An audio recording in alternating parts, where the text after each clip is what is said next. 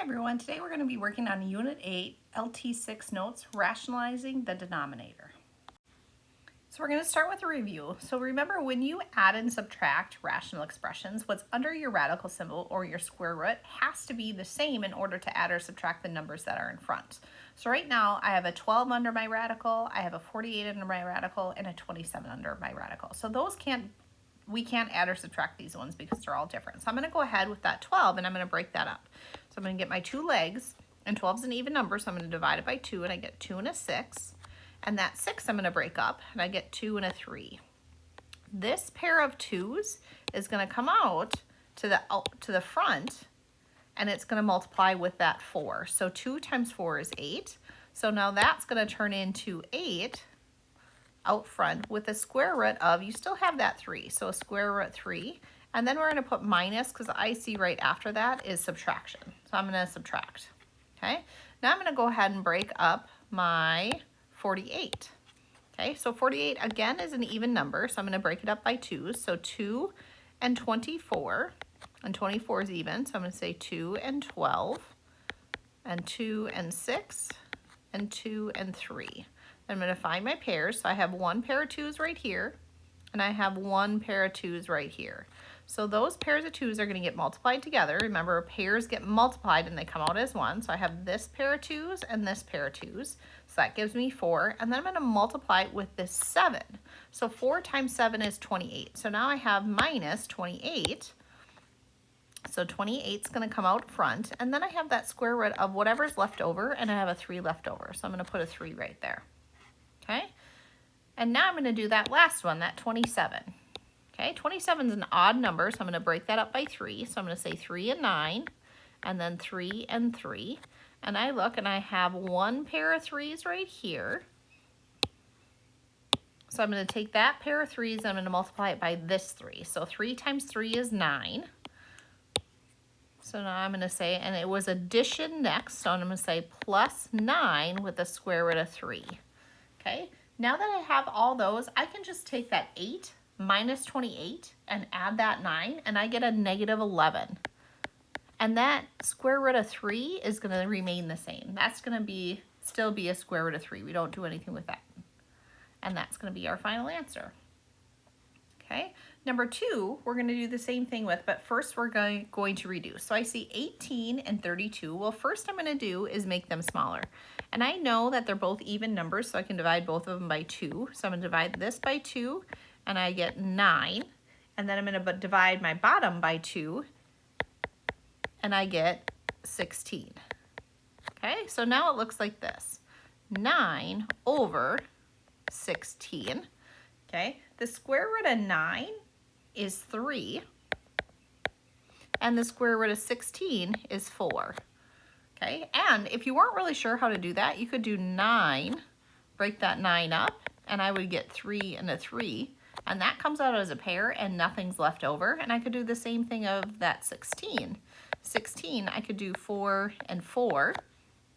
Okay, and then when those 4 and 4, I could do 2 and 2, and 2 and 2. Here's a pair of 2's, here's a pair of 2's.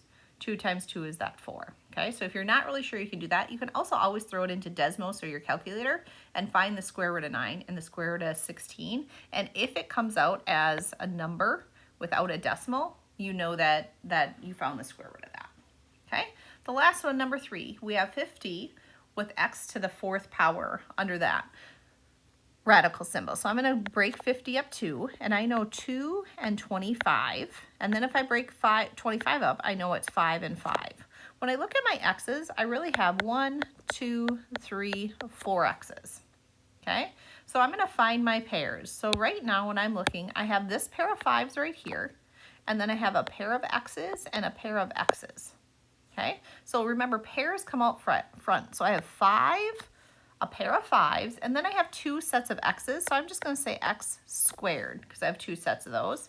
And then I'm going to use the square root and then put that last, whatever I have not used yet, under that. So square root 2. Okay, so there's our review for today.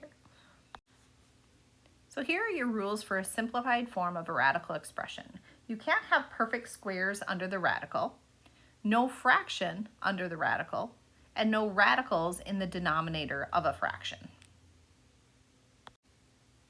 When we're rationalizing the denominator, we're not allowed to have an irrational number or square roots in the denominator. And also, when this happens, we have to rationalize the denominator. Okay, and we're going to do that in some steps. And I see that on this slide, for some odd reason, only step 1 got in there. Break down the top and bottom radicals. Okay, that's step 1. And if you want to write that down, you can. But if you just want to listen to the rest of these, I'm not going to write these in here. I think seeing it later on is better than the actual words of it. But if words help you and you need to pause and write the words, you can do that too. Number 2 is cancel any common factors. 3 would be pull out any pairs. Then we're at 4, make a pair out of the remaining radical in the bottom. And number 5, check for more simplifying. So that's kind of wordy, and I think it would be better if we could just see this happen. So that's what the next slides are for.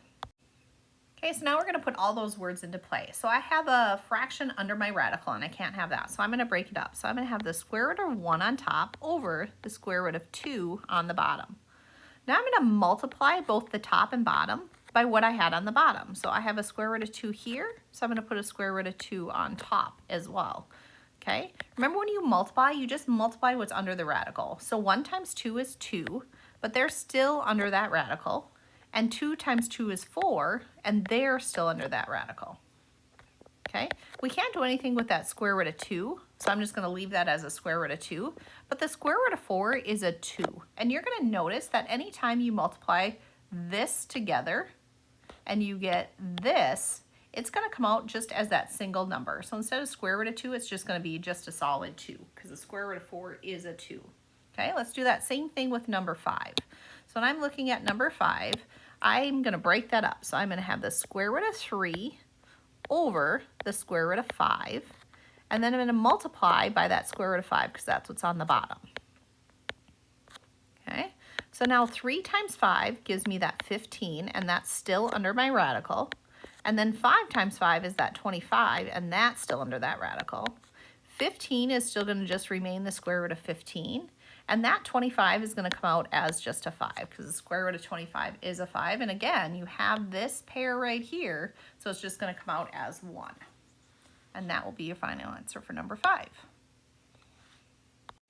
Okay, so let's do that same thing for this one. Okay, again, I see that I have a fraction under my radical, and I can't do that. So I'm going to do a square root of 7 over the 15. And then I'm going to, because the 15's on the bottom, I'm going to multiply by that square root of 15 on both the top and the bottom. Okay, so 7 times 15 gives me that 105. So I'm going to put 105 on top, and it's under that radical still. And then 15 times 15 is 225. And that is going to go under your radical. And then we're going to leave that 105 on top. And then that 225 is just going to turn into a 15. And we'll do the same thing with the next one. So when I'm looking at this next one, I'm going to have the square root of 6 over the square root of 11. Okay, because that 11's on the bottom, I'm going to multiply by that 11. So 6 times 11 gives me a 66, and they're under the radical. And 11 times 11 is 121, and they're under the radical. It's going to leave that 66 the same, but that 121 is just going to turn into an 11. So we're going to do the same thing with number 8. We're going to take that fraction that's under the radical, and I'm going to break that up. So I'm going to have the square root of 1 over the square root of 5.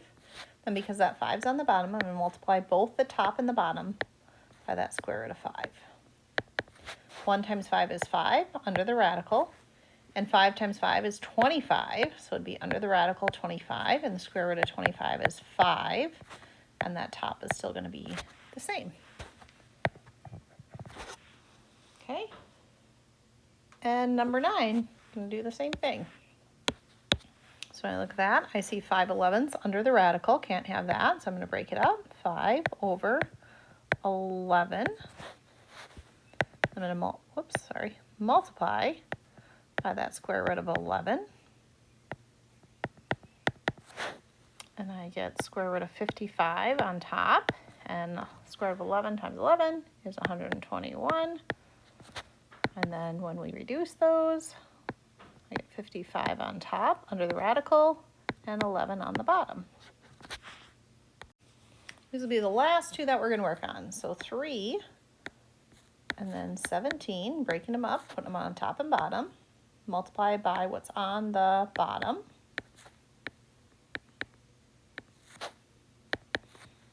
So 3 times 17 is 51. So I'm going to put 51 under here. And then 17 times 17 is 289. So this is going to stay the same. And under here, you're just going to have 17. Okay, and the last one. So I'm going to break those up. So I have the square root of 5 over the square root of 19, because 19 is on the bottom, and multiply by that 19 on both the top and the bottom. And multiply 5 times 19, and I get 95. So put that under the radical. 19 times 19 is 361. This is going to stay the same, and this is going to turn into a 19. All right, that's it for notes today.